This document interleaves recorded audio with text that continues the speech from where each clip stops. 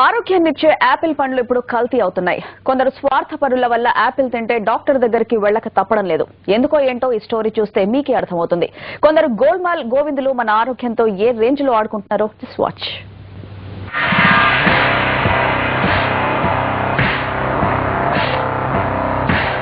రోజుకు యాపిల్ తినండి, అనారోగ్యానికి దూరంగా ఉండండి. ఇదో మంచి ఆరోగ్య సూత్రం. కానీ ఇప్పుడు అంత సీన్ లేదు. యాపిల్ తిన్నామా డాక్టర్ దగ్గరికి వెళ్ళక తప్పదు. ఎందుకో ఏంటో ఇవాళ గోల్మాల్లో.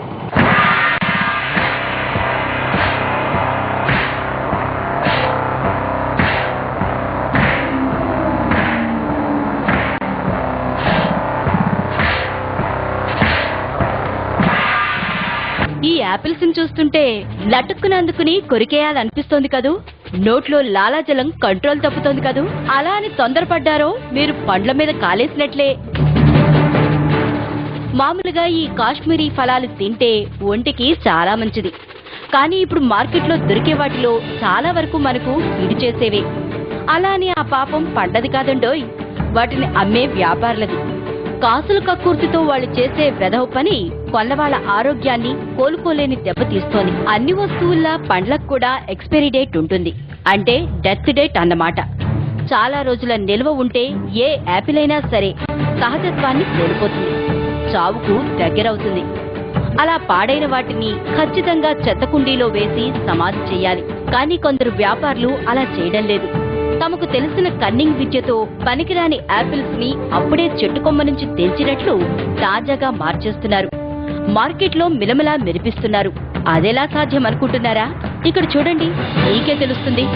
ఈ యాపిల్ సుమారు 6 నెలల కింద, అంటే ఇది తినడానికి పనికిరాంది. Expiry date అయిపోయిందన్నమాట. దీన్ని తింటే శరీరానికి కష్టం తెచ్చిపెట్టినట్టే.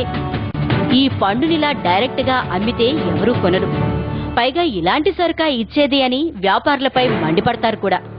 అందుకే ఇలాంటి యాపిల్స్ కు కొత్త సొగసులు అద్దుతారు మాయగాళ్లు. ఫ్రెష్ గా కనిపించేలా చేయడానికి చీప్ ట్రిక్లు ప్లే చేస్తారు.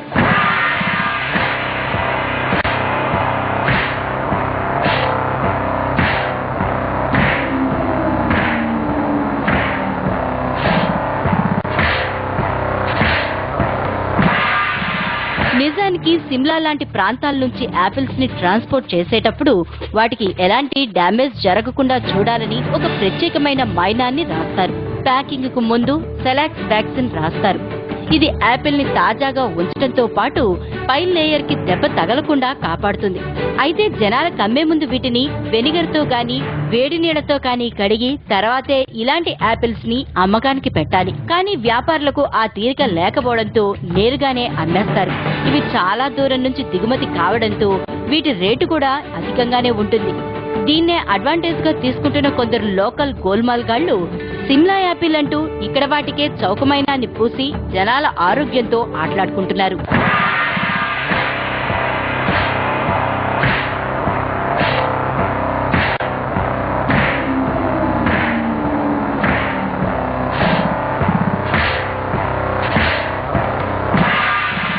మన ఇళ్లలో కరెంటు పోతే అంతా ఏం వెలిగిస్తారు? కొవ్వొత్తినే కదా. ఇదిగో ఇదే కక్కుర్తిగాళ్లకు దగా చేయడానికి దారి చూపిస్తోంది. ఈ క్యాండిల్ ని కరిగించాక వచ్చే మైనాన్ని చెడిపోయిన పండ్లకు పూర్తిగా అద్దుతారు. అంతే, అవి మిలమిలా మెరుస్తాయి. తాజా వాటిల్లా బిల్డప్ ఇస్తూ కొనేటోళ్లను టెంప్ట్ చేస్తారు. ఈ యాపిల్ మోసాలు రాష్ట్రంలోని అన్ని చోట్ల జరుగుతున్నాయి. మంచి హై క్లాస్ మాల్స్ నుంచి రోడ్ సైడ్ బండ్లపై దొరికే వాటిల్లో కూడా నకిలీలు చేరుతున్నాయంటే ఈ పండ్ల ఫ్రాడ్ ఏ లెవెల్లో సాగుతోందో అర్థం చేసుకోవచ్చు. ఇలా కాసుల కోసం వ్యాపారాలు చేస్తున్న వారిని అరికట్టాల్సిన ఆరోగ్య శాఖ చూస్తూ ఊరుకుంటోంది. మైనం పూసిన కల్తీ యాపిల్స్ ని తింటే అనారోగ్యమే అనారోగ్యం. మరి వ్యాక్సిన్ పండ్ల నుంచి తప్పించుకోవటం ఎలా అంటే చూసి మాత్రం అవి చెడ్డవి, ఇవి మంచివి అని చెప్పటం చాలా కష్టం. కానీ ఓ చిన్న ట్రిక్ ఉంది. ఎక్కడైనా సరే యాపిల్ కొనేటప్పుడు దానిపై ఒకసారి గోరుతో గీకండి. చెడ్డదైతే దానిపై ఉన్న మైనం బయటకొస్తుంది, లేకపోతే అది ఒరిజినల్ అన్నమాట.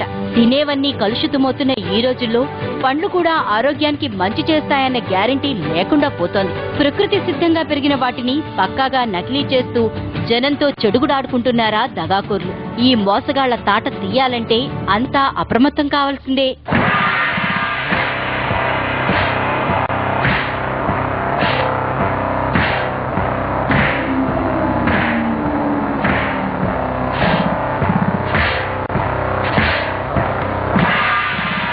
మరి కల్తీ లేని యాపిల్ తినాలంటే ఏం చేయాలని ఆలోచిస్తున్నారా? చాలా సింపుల్ అండి. మిలమిల మెరిసే తలతల్లాడే యాపిల్ కొనకండి. కల్తీ లేని యాపిలే ఇవ్వమని అమ్మేవాడిని నిలదీయండి. వ్యాక్సిన్ లేని యాపిలే కావాలంటూ గట్టిగా అడగండి. ఇది ఇవాళ గోల్మాల్. మరో అంశంతో మళ్ళీ కలుద్దాం.